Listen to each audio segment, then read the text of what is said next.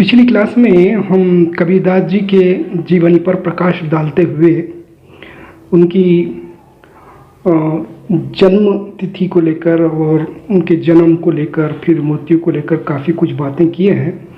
और आज जो शेष भाग कबीरदास जी के व्यक्तित्व और कृति से उनके जीवनी से संबंधित वो पाठ्य पुस्तक में हमको जो निर्धारित किया गया है उसे हम देखेंगे। फिर उसके बाद हम इसकी बाद की क्लास में कबीरदास जी की कविता पर आएंगे। हम पिछली क्लास में पढ़े थे कि कबीरदास जी का देहवास संवत 1575 विक्रम में मगहर में हुआ और उसके लिए जो प्रमाण स्वरूप यहाँ पर जो पंक्तियाँ प्रस्तुत की गई है कल हम उसकी भी व्याख्या किए थे। और संक्षिप्त में मैं आपको जो पिछली क्लास में कबीरदास जी के बारे में पढ़ चुके हैं वो बताकर आगे बढ़ूँगा। कबीरदास जी का जन्म एक विधवा ब्राह्मणी के कोख से हुआ और उस शिशु को कबीरदास जी जो शिशु थे उन्हें लहरताला, काशी के लहरताला नामक तालाब के किनारे लिटा दिया गया।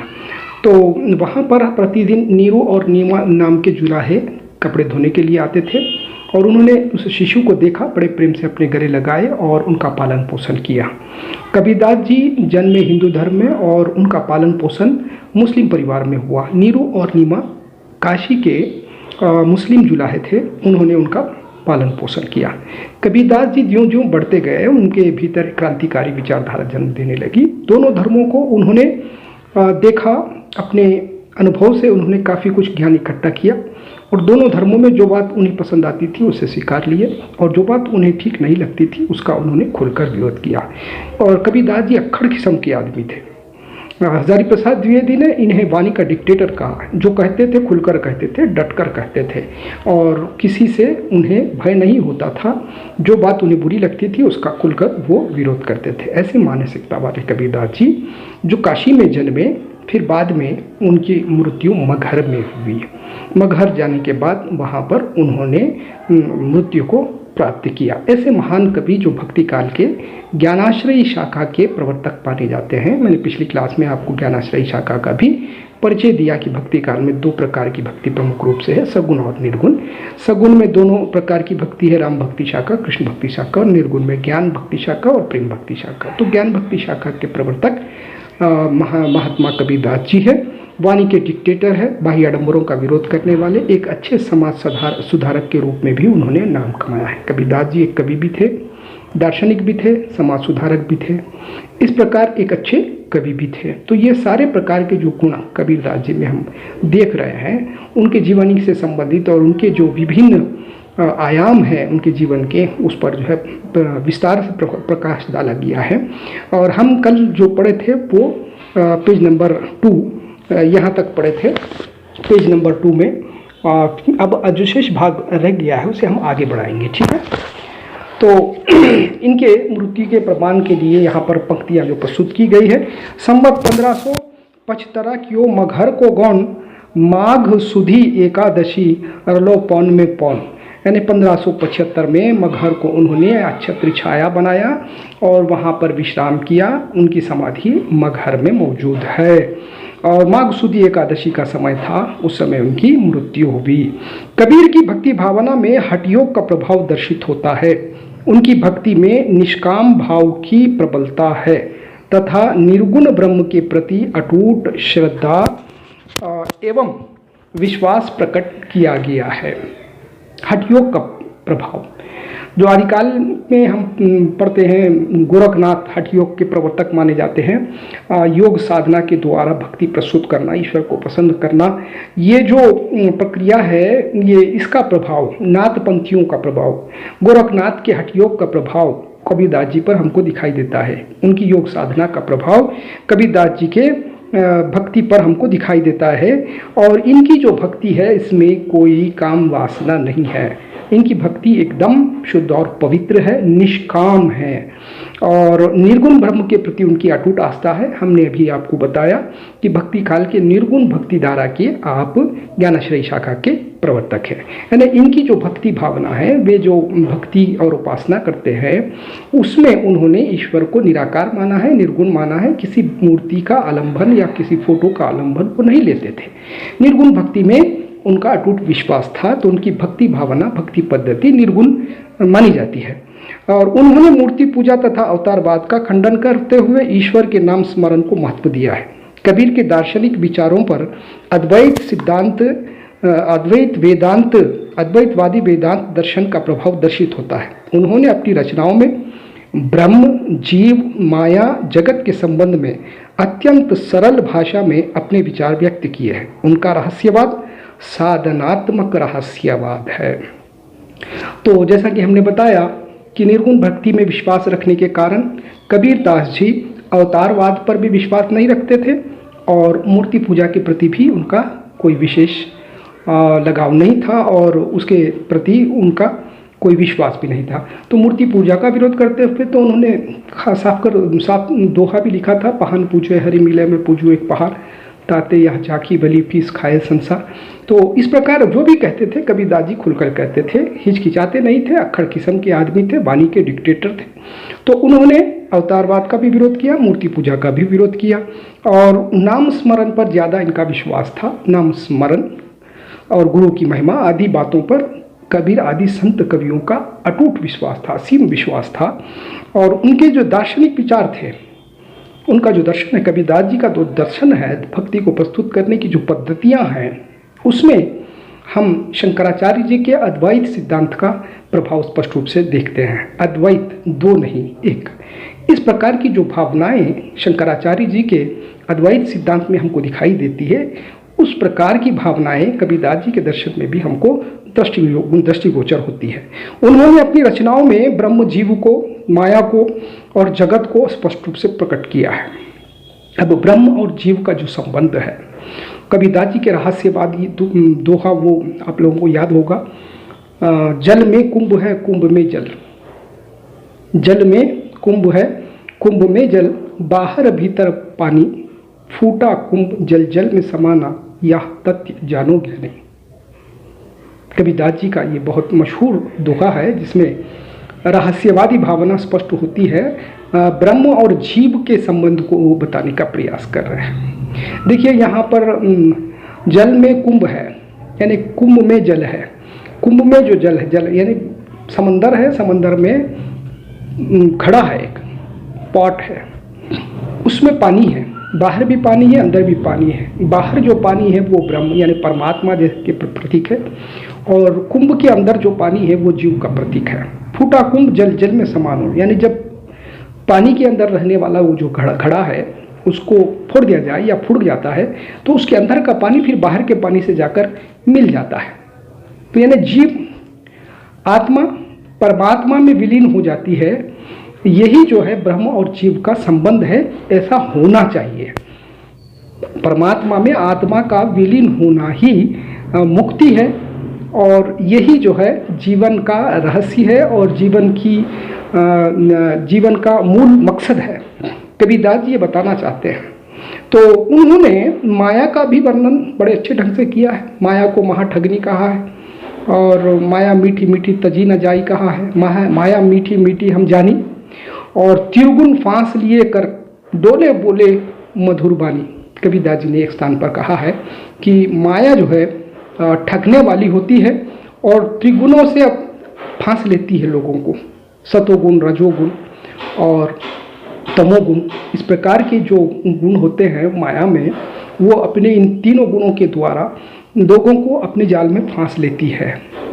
माया और कुछ नहीं है बल्कि असीम इच्छाएं, आकांक्षाएं, इस इहलोक के प्रति प्रेम भावनाएं, विलासमय जीवन के प्रति आकर्षण, असीम इच्छाएं, अनवांटेड वांट्स, अनलिमिटेड वांट्स, असीम इच्छाएं, ये सारी की सारी माया के ही उपज है। ये माया ये तीनों गुणों के द्वारा लोगों को अपने वश में कर लेती है और वो मीठी मीठी होती है। इसमें जो फंस जाता है वो मुक्ति से दूर हो जाता है। इस प्रकार के संदेश कबीरदास जी के दर्शन से हमको मिलते हैं। ब्रह्म, जीव, माया, जगत के बारे में उन्होंने अपने विचारों को बहुत अच्छे ढंग से, स्पष्ट ढंग से, सरल ढंग से अपनी कविता के माध्यम से प्रस्तुत किया है, अपनी वाणी के माध्यम से प्रस्तुत किया है। उनका रहस्यवाद जो है साधनात्मक रहस्यवाद है। रहस्यवाद की चर्चा तो हम कर चुके हैं कि जल में कुंभ। एक और दोहा भी मुझे याद आता है कबीरदास जी का रहस्यवादी दोहा, लाली मेरे लाल की जित देखूं तितला। लाली मेरे लाल की जित देखूं तित लाल, लाली देखन मैं गई मैं भी हो गई लाल। कबीरदास जी अपने लाल की लाली को देखने के लिए निकले, यानी उनके अपने जो आराध्य देव है, परमात्मा है, उनकी लाली को, उनकी क्या कहते हैं, उनकी महिमा को जानने का वो प्रयास किए, उनकी खूबी को, उसकी महिमा को और उसके क्या कहते हैं उसकी जो शक्ति है उसको समझने के और जानने के लिए जब कबीरदास जी के मन में प्रश्न हुआ, इच्छा हुई और एक ख्याल आया, तो उसकी महिमा का दर्शन करने के लिए निकले हो। लाली मेरे लाल की जित देखो तित लाल, जब निकले तो जिधर देखो उधर उसी की महिमा है, उसी की शक्ति है, उसी का ही क्या कहे करिश्मा है। जित देखूं तित लाल, लाली देखन मैं गई मैं भी हो गई लाल। और जब वो और गहराई में गए उसकी महिमा को पकड़ने और करीब से देखने के लिए, तो वो भी जो है लाल हो गए। मीन्स उसकी महिमा उनसे दूर नहीं है, उसकी शक्ति उनसे दूर नहीं है, वो उनमें भी मौजूद है, वो भी लाल हो गए। उसका करिश्मा, उसकी महिमा, उनके अपने आराध्य देव की उनके भीतर भी उन्होंने पाया। ये रहस्यवादी कबीरदास जी के दोहे का उदाहरण रहा। और कवि रूप में कबीर जीवन के अत्यंत निकट है। उन्होंने अपनी कविता में जीवन के विभिन्न पहलुओं पर प्रकाश डाला है। अपनी वाणी के द्वारा उन्होंने जीवन के कटु सत्य को उजागर किया है, स्पष्ट किया है, जनता के और समाज के सम्मुख रखा है, अपने अनुभव को जनता से समाज से शेयर किया है। सहजता उनकी रचनाओं की सबसे बड़ी विशेषता है, नेचुरलिटी, बनावट नहीं है कुछ, एकदम नेचुरल कहते थे, जो भी कहते थे एकदम नेचुरल कहते थे। बनावटी बातें सजाना कविता को, ऐसी बातें कबीरदास जी के भीतर नहीं थी। उनके काव्य का आधार स्वानुभूति तथा यथार्थ रहा है। पिछली क्लास में भी हमने बताया कि उनकी जो कविता का आधार है, बेस है, मूल है, वो क्या है?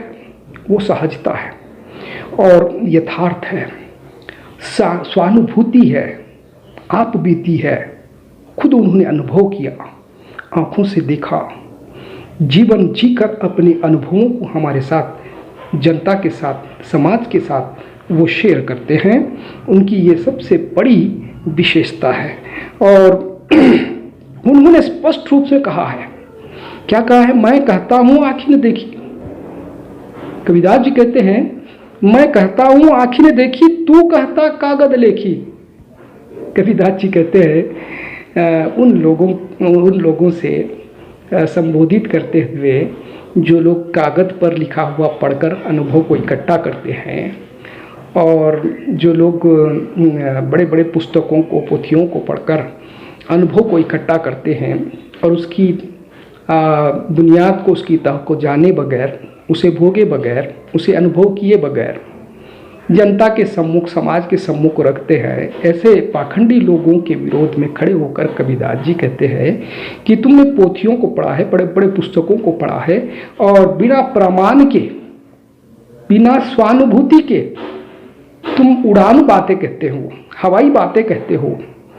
मैं अपने आँखों से देखकर, स्व अनुभव कर कर, अपने आप अनुभव कर कर कहता हूँ, तुम में और मुझ में बहुत फर्क है। मेरा जो अनुभव है वो आप बीती है, प्रमाण के साथ है, तुम्हारा प्रमाण केवल कागज है।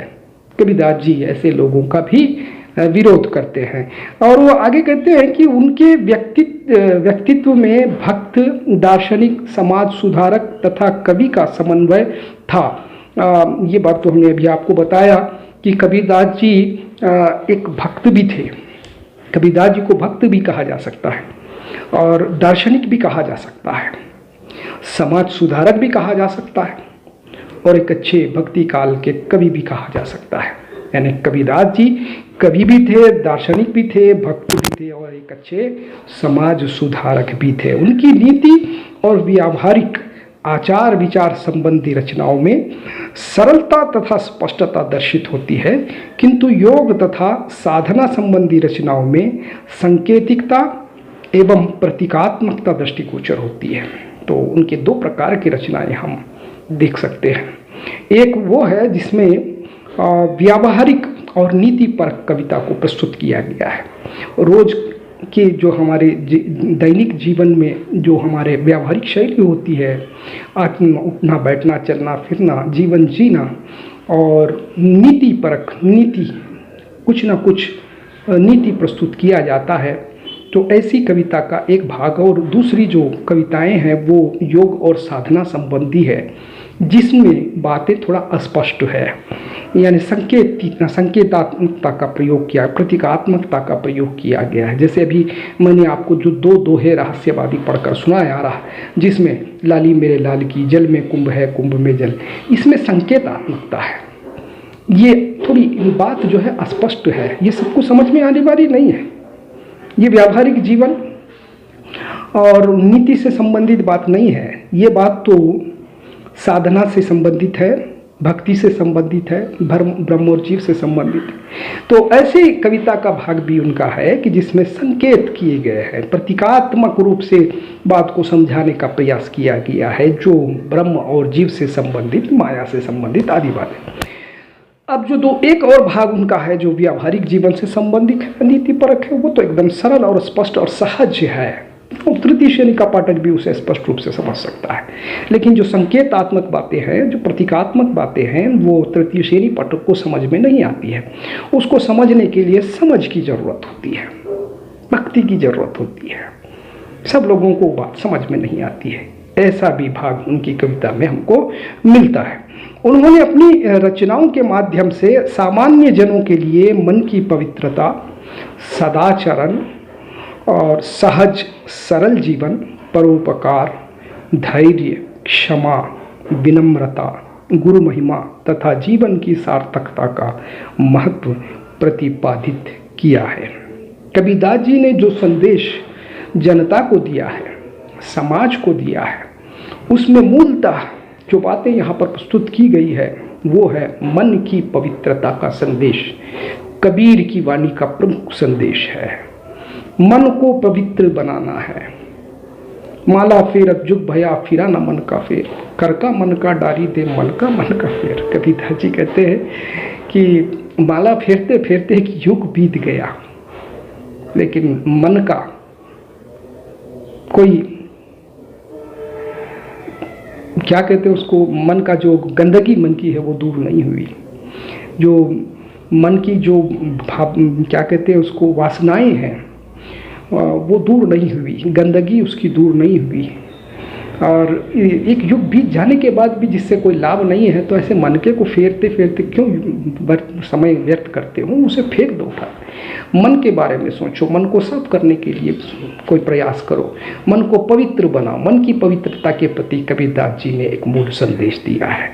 आगे देखिए, कबीरदास जी ने सदाचरण पर भी बहुत बल दिया है समाज के लिए। इसका भी उन्होंने संदेश दिया है कि मनुष्य का आचरण अच्छा होना चाहिए, वो अच्छे कामों को करना चाहिए और लोगों के लिए आदर्श बनना चाहिए। फिर सहज सरल जीवन के प्रति उनकी बड़ी आस्था थी, यानी नेचुरल जीवन, एकदम सरल जीवन, सिंपल लाइफ, ठाट बाट की नहीं, विलासमय जीवन के प्रति उनकी क्या कहते हैं कोई विशेष रुचि नहीं थी। वो स्वयं भी सहज और सरल जीवन जिए और जनता और समाज को भी उन्होंने सरल जीवन जीने का जो है उपदेश दिया। उनकी कविताओं से हमको ये संदेश मिलता है। और परोपकार के प्रति भी उनकी बड़ी गहरी आस्था थी। उन्होंने समाज को परोपकार करने का भी संदेश दिया है। दूसरों की सेवा शुश्रूषा करना, मानव सेवा ही माधव सेवा है। हम जानते हैं बहुत सारे बड़े बड़े दार्शनिक और महान लोगों ने इस बात पर बल दिया है, और धर्म में भी इस बात पर बल दिया जाता है, मानव सेवा ही माधव सेवा है। मीन्स जब कोई व्यक्ति मानव की सेवा करता है तो माधव उससे प्रसन्न हो जाता है। मानव सेवा ही माधव सेवा है। तो माधव जब प्रसन्न हो जाता है तो मानव वो उसकी जो सेवा होती है वो कोई पूजा से, इबादत से कम नहीं होती है। तो मानव सेवा के प्रति गहरी आस्था थी। कबीरदास जी ने समाज को मानव सेवा परोपकार करने का, दूसरों के प्रति उपकार करने का संदेश दिए हैं। धैर्य के साथ साथ क्षमा गुण भी मनुष्य में होना बहुत जरूरी है। धैर्यवान होने के साथ साथ क्षमा गुण एक बहुत बड़ा गुण होता है, क्योंकि मनुष्य से कभी कभी गलती हो जाती है। स्वयं अपने जीवन में भी हम कभी गलती करते हैं, क्योंकि हम तो देवता नहीं हैं, और मनुष्य से ही गलती होती है। और जब दूसरों से कुछ गलती होती है तो उसे क्षमा करने का गुण भी हमारे पास रखना चाहिए, क्योंकि हमको ये जान लेना चाहिए कि हम भी मनुष्य है, देवता नहीं है, तो हमसे भी गलती हो सकती है। इसीलिए दूसरों की गलती के प्रति दृढ़ न रहकर क्षमा गुण रखना मनुष्य के लिए बहुत जरूरी है। ऐसा संदेश भी कबीरदास जी ने। यह विनम्रता भी, विनम्र भाव जो अनुशासन का एक मूल बिंदु है, विनम्र भाव के प्रति भी, नरमी के प्रति भी कबीरदास जी ने हमको, समाज को संदेश दिया है। इन सब बातों से आगे बढ़कर कबीरदास जी ने गुरु महिमा के प्रति सबसे बड़ा संदेश दिया है। गुरु की महिमा के वो पुजारी थे, गुरु को जो है बहुत महत्व देते थे। संत आदि कवि और यहाँ तक कि सूफी सिद्धांत में भी गुरु के प्रति बहुत आस्था प्रस्तुत की जाती है और गुरु की महिमा का गुणगान किया जाता है। कबीरदास जी के वो दोहे आपको मालूम होंगे, गुरु गोविंद दो गो खड़े काके लागो पाए, बलहारी गुरु अपने जिन गोविंद दियो बताए। गुरु धोबी शिष्य कपड़ा साबुन सिरजनहार, सुरती शिला पर धोइए निकसय ज्योति अपार। गुरु के बारे में बहुत कुछ कहा गया है। और संत आदि कवि और सूफी कवि भी और सूफी सेंट्स जितने भी हमारे देश में हुए, उनके दर्शन में भी गुरु के प्रति विशेष श्रद्धा और उनकी गुरु की महिमा का गुणगान किया गया है। गुरु के द्वारा ही ईश्वर मार्ग में सफलता और गुरु के द्वारा ही ईश्वर प्राप्ति का मार्ग सुगम होता है, ऐसा विश्वास संत कवियों का भी है और सूफियों का भी है। इसीलिए कबीरदास जी ने गुरु की महिमा का गुणगान किया है। गुरु को बहुत ऊंचे दर्जे पर उन्होंने रखा है। अब पिछले दोहे मैंने अभी आपको जो बताया कि ईश्वर और गुरु दोनों सामने खड़े हुए हैं, मन में प्रश्न उत्पन्न हो रहा है कि किन के चरणों को पहले स्पर्श करूं, तो वो स्वयं अपने मन को समझा रहे हैं और उत्तर दे रहे हैं कि बलहारी गुरु अपने ये वही गुरु है जिन्होंने ईश्वर का मार्ग बताया है। अगर ये ना होते तो ईश्वर सामने सम्मुख कैसे खड़े होते हैं?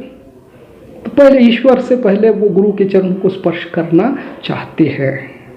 तो ये कौन से गुरु है? कबीरदास जी के गुरु आध्यात्मिक गुरु है। इहलोक की नहीं पारलौकिक शिक्षा देने वाले गुरु का गुणगान उन्होंने किया है। ये और बात है कि इहलोक की शिक्षा दीक्षा देने वाले गुरु का भी एक विशेष स्थान है, लेकिन कबीर आदि संतों ने, सूफी संतों ने जिन गुरुओं का बखान किया है, जिन गुरुओं की महिमा का गुणगान किया है, वो उनके आध्यात्मिक गुरु है। आध्यात्मिक चिंतन, आध्यात्मिक शिक्षा, आध्यात्मिक क्षेत्र में ईश्वरीय मार्ग पर अपने शिष्य को लेकर जाने वाले उन गुरुओं को उन्होंने बहुत स्थान दिया, बहुत बड़ा दर्जा दिया, ऊंचा दर्जा दिया है। कबीरदास जी ये संदेश भी समाज को और जनता को देते हैं कि गुरु का स्थान बहुत बड़ा होता है। और उन्होंने जीवन की सार्थकता का महत्व प्रतिपादित किया है। जीवन को सार्थक बनाने के लिए हमें प्रोत्साहन दिया है। अगर हमारा ये जो जीवन है मुक्ति के बगैर ही समाप्त हो जाता है तो निरर्थक हो जाता है। मनुष्य के जीवन का मूल मकसद कबीरदास जी के अनुसार मुक्ति है। ये जो नश्वर जीवन है मनुष्य को दिया गया है, इसका जो मूल मकसद है वो मुक्ति है। अगर किसी का जीवन मुक्ति के बगैर समाप्त हो जाता है तो उसका जीवन निरर्थक हो जाता है। तो जीवन की सार्थकता इसमें है कि मनुष्य को अपनी मुक्ति के लिए मार्ग सुगम करना चाहिए और अपने जीवन को सार्थक बनाना चाहिए। ऐसा संदेश उन्होंने समाज को दिया है। लोक कल्याण की दृष्टि से तत्कालीन समाज में व्याप्त अंधविश्वास, जातिगत भेदभाव, सांप्रदायिक द्वेष, दाम्भिकता, पाखंड, छुआछूत आदि कुरीतियों का विरोध करने के लिए उन्होंने व्यंग्य अस्त्रों का प्रहार किया है। कबीरदास जी अक्खड़ किस्म के आदमी थे और डटकर बोलते थे। जो बोलते थे बिना डरे बोलते थे। इसीलिए इनको वाणी का डिक्टेटर भी कहा किया है। कभी कभी तो हिंदू और मुस्लिम दोनों धर्मों के मौलवी, मुल्ला और पंडित लोग इनसे लड़ने के लिए घर पर आ जाते थे, लेकिन कबीरदास जी डरते नहीं थे। दोनों को भी जो बात उनको पसंद नहीं आती थी, दोनों को भी खुलकर बोलते थे।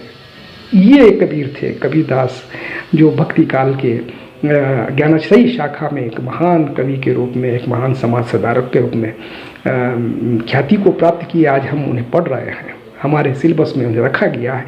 तो देखिए, वो अंधविश्वासों का भी विरोध करते थे। जो लोग अंधे रूप से विश्वास कर लेते हैं, उन अंधविश्वासों का भी विरोध करते थे। जातिगत भेदभाव के भी वो विरोधी थे।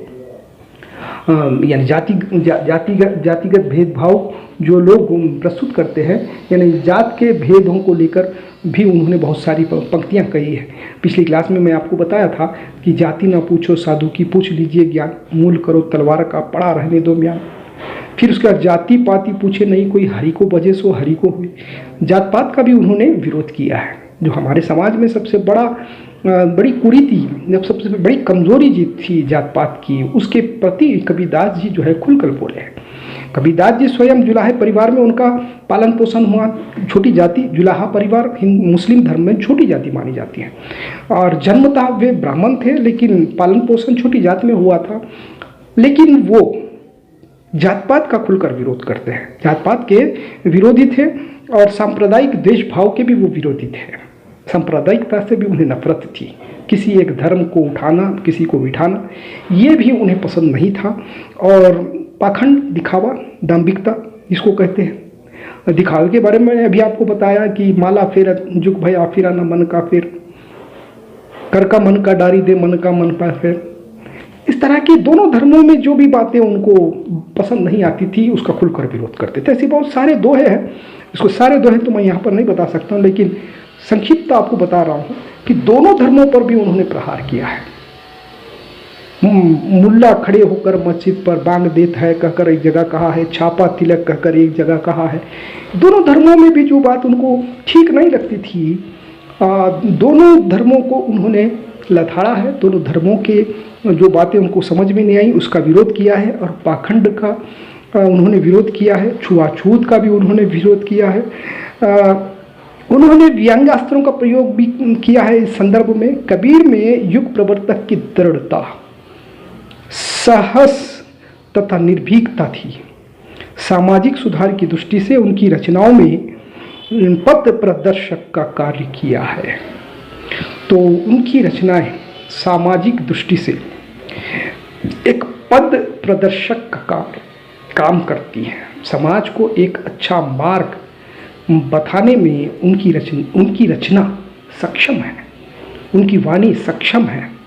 उनमें युग प्रवर्तक की दृढ़ता थी, निर्भीकता थी, और खड़े होकर किसी भी विषय के विरुद्ध जोर से बोलने की शक्ति, अक्खड़पन, धैर्य, साहस कबीरदास जी में था।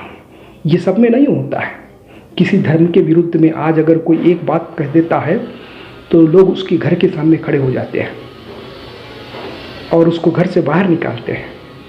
कबीरदास जी के साथ भी ऐसे हुआ था, लेकिन कबीरदास जी डरने वाले नहीं थे। वो बोलते जाते थे, जो उनको समझ में आता था वो बोलते थे, जो बात उनको ठीक नहीं लगती थी वो उसे बोलते थे। निर्भीकता, साहस उनकी वाणी में थी, और यही कारण है कि समाज को एक दिशा निर्देश करने की क्षमता उनकी वाणी में, उनकी रचना में हमको दिखाई देती है। हजारी प्रसाद द्विवेदी ने इनको वाणी का डिक्टेटर कहा है।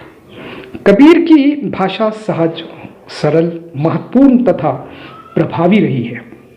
अब इनकी भाषा के बारे में हम चर्चा करें तो इनकी भाषा को साधु की भाषा कहा जाता है, साधु की भाषा कहा जाता है। ऐसा क्यों कहा जाता है? क्योंकि कबीरदास जी देशाटन करते थे, ज़्यादा तीर्थ स्थानों की यात्राएं करते थे, कभी यहाँ तो कभी वहाँ। विभिन्न देश के विभिन्न प्रांतों पर भ्रमण करने के कारण वहाँ की जो भाषाएं होती थी, उन भाषाओं का प्रभाव उनकी भाषा पर गिरता था, और अपने ही आप वहाँ के वो क्षेत्रीय भाषाओं के कुछ शब्द इनकी भाषा में सम्मिलित हो जाते थे।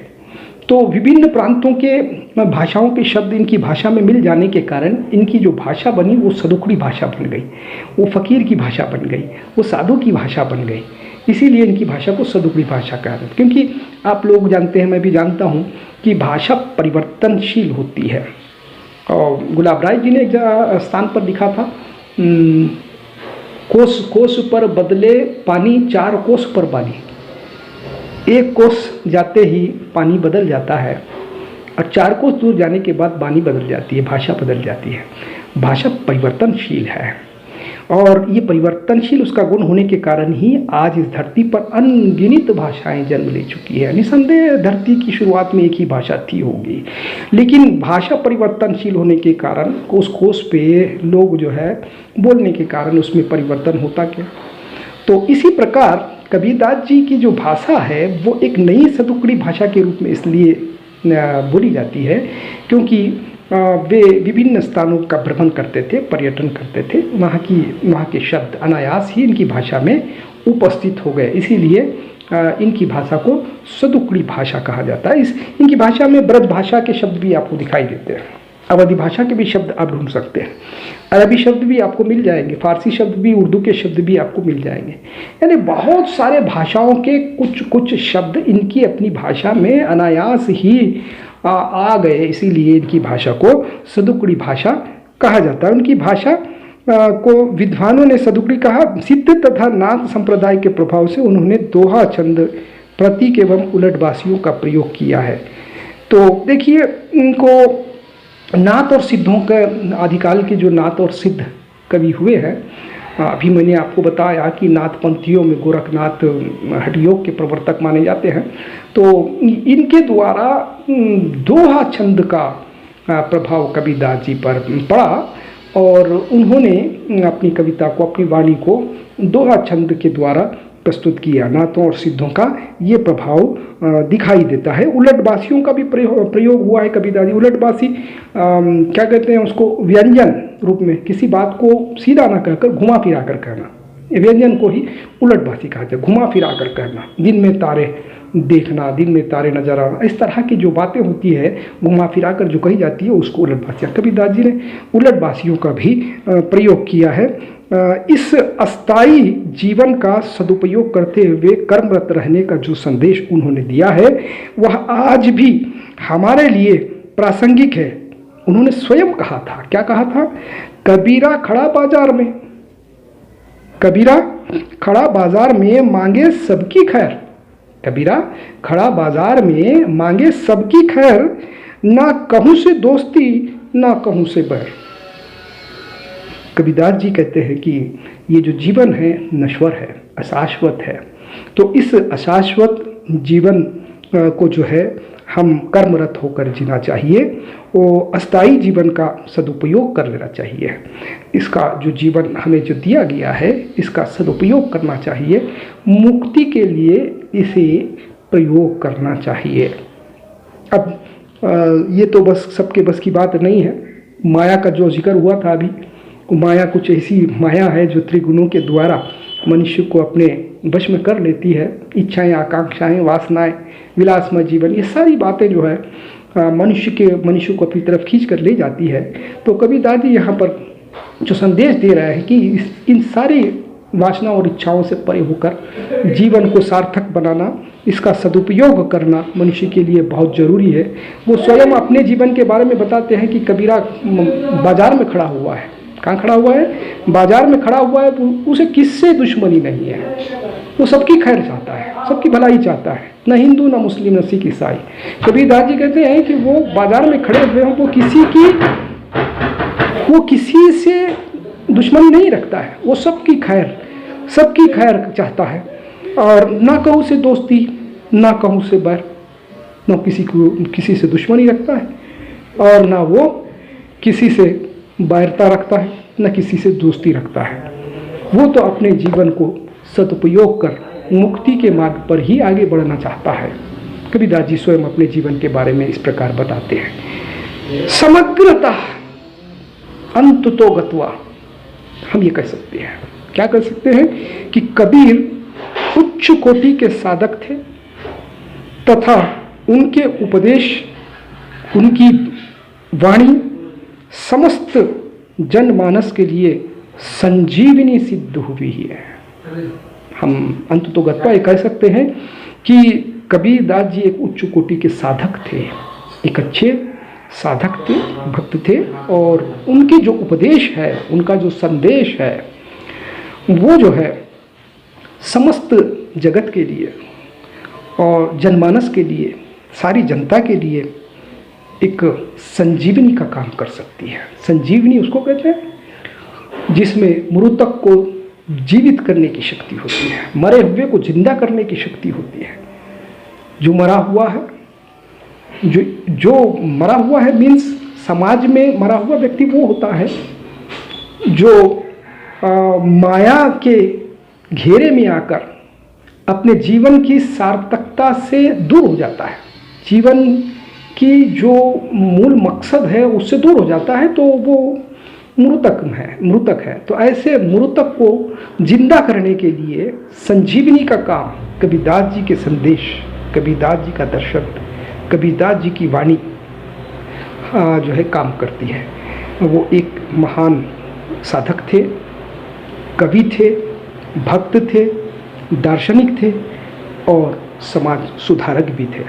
तो कबीरदास जी के 10 दोहे तृतीय सत्र में तेलंगाना राज्य के स्नातक स्तर पर जो तृतीय सत्र में द्वितीय भाषा के रूप में हिंदी पढ़ने वाले विद्यार्थी हैं, उनके लिए 10 दोहे कबीरदास जी के प्रिस्क्राइब किए गए हैं, निर्धारित किए गए हैं। वो 10 दोहे हम कल देखेंगे। इसकी बाद की क्लास में हम उन 10 दोहों को पढ़ेंगे, फिर उसके द्वारा कबीरदास जी क्या संदेश देना चाहते हैं हम उसे बड़े अच्छे ढंग से, विस्तृत ढंग से इसके बाद की क्लास में देखेंगे। आज के लिए इतना ही काफ़ी। धन्यवाद।